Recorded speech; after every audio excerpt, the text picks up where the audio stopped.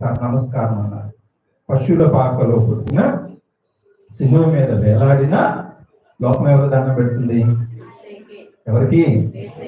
యేసయ్యని చూసి మనం నేర్చుకోవాలి.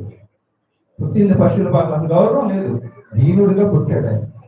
కానీ లోకం ఈరోజు ఆయన చనిపోవడం కూడా నీచమైన మరణం, కానీ లోకం ఈరోజు ఆయన దండం పెడతారు. ఎన్నో రాజ్యాలు జయించిన వాళ్ళు నశించిపోయారు. కారణం ఏమిటంటే తండ్రి చెప్పిన బోధనలను ఆయన అనుసరించాడు, తండ్రి త్రోవలో ఆయన నడిచాడు. హల్లెలూయా, హల్లెలూయా, హల్లెలూయా. తర్వాత ప్రశ్న చదువున్నాం. అతడు జాతుల తగువులను పరిష్కరించును, అనేక ప్రజలకు తీర్పు చెప్పును. వారు తమ కత్తులను కర్రలుగా సాగగొట్టుకుందరు, తమ ఈటలను పడవలుగా మార్చుకుందరు. ఒక జాతి మరొక జాతి మీద కత్తి దూయదు, ప్రజలు యుద్ధములకు శిక్షణ పొందరు.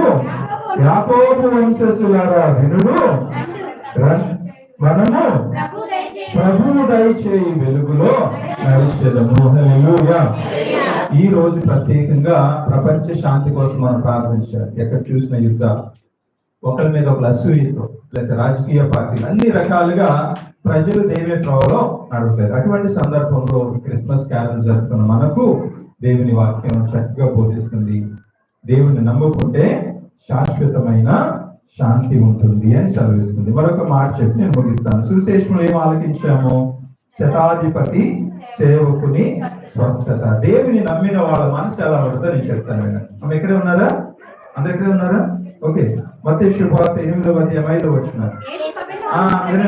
ఇక్కడే ఉన్నారా? ఒకసారి నాకే చూడండి.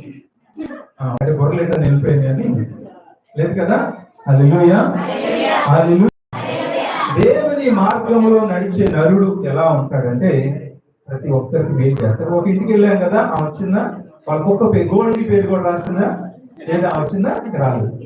గోల్డీ పేరు. నేను ఒక మాట చెప్పాను.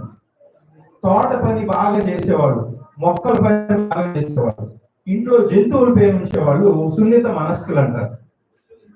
వాళ్ళ మనస్సు మంచిదంట. ఎందుకంటే కోపం వచ్చినప్పుడు కుక్కనే కొట్టలేని వాళ్ళు మనుషులు కొట్టడానికి ముందుకు వస్తారా?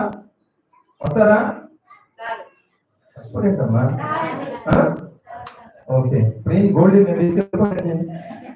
ఇక్కడే ఉంటుంది.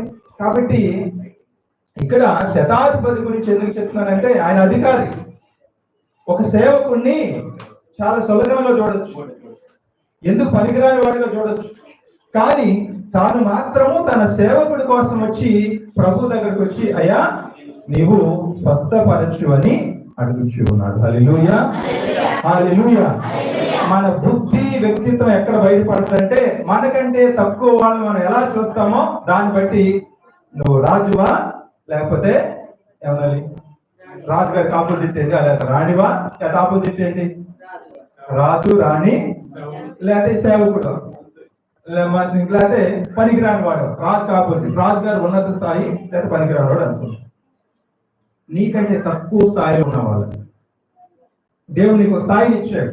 నాకు గురువుకు ఒక స్థాయిని ఇచ్చాడు, వాళ్ళకి అమ్మగారికి ఒక స్థాయిని ఇచ్చాడు, వాళ్ళకి మాస్టర్కి ఒక స్థాయిని ఇచ్చాడు, లేదా ఆర్థికంగా మీకు ఒక స్థాయిని ఇచ్చాడు, లేదా ఒక పేరుని ఇచ్చాడు సంఘంలో. అటువంటి స్థితిలో ఉన్న మనం మనకంటే ఆర్థికంగానో వేరే వేరే పరిస్థితుల్లోనో అనారోగ్యం వల్లనో కొంతమంది దేని స్థితిలో ఉన్నారు. వాళ్ళని మనం ఎలా చూస్తామో దాన్ని బట్టి మన బుద్ధి బయటపడిపోతున్నారు. శతాధిపతి గొప్పవాడైంది తన సేవకుల కోసం ప్రభు గారు. అందుకే ప్రభు మెచ్చుకుని ఇంత విశ్వాసాన్ని నేను ఇజ్రాయిల్లో కూడా నేను చూడలేదు, వెళ్ళుకొని ఇంటికి కూడా రావడం లేదు, నీ సేవకుడు స్వస్థత పొందుతాడు. అంత గొప్ప విశ్వాసం కాబట్టి తపస్సాలు తీసుకునే ముందు ఈ మాట మనం ఆడతాం తెలుసా? ప్రభువా నీవు నా ఇంట ప్రవేశించటకు మీరు ఒక మాట పలికిన, పూజలో పెట్టిన మాటలన్నీ అప్పుడెప్పుడో పోపు గారు ఏదో సాంబాలు గుర్తొచ్చి కాదు, బైబుల్లో ఉన్న మాటలనే తీసి ప్రసాదం మనం స్వీకరించే ముందు మనం పలికే. అంటే ఈ శతాధిపతి విశ్వాసం ఎంత గొప్పదైతే ఈ పలుకులను దివ్య పూజ పెట్టారు. మన కథోలిక విశ్వాసాలు ముఖ్యమైనది దివ్య పూజ తీసుకొచ్చి అక్కడ పెట్టారు. కాబట్టి ఈ దేవుని బిడ్డలారా, దేవుని మాటలను అనుసరిస్తూ ఈరోజు మనందరూ కూడా చక్కగా వెళ్ళి మన ఊరంతా తిరిగాం, ప్రార్థన చేసుకున్నాం, ప్రతి ఇంటిని దేవుడు సందర్శించాం.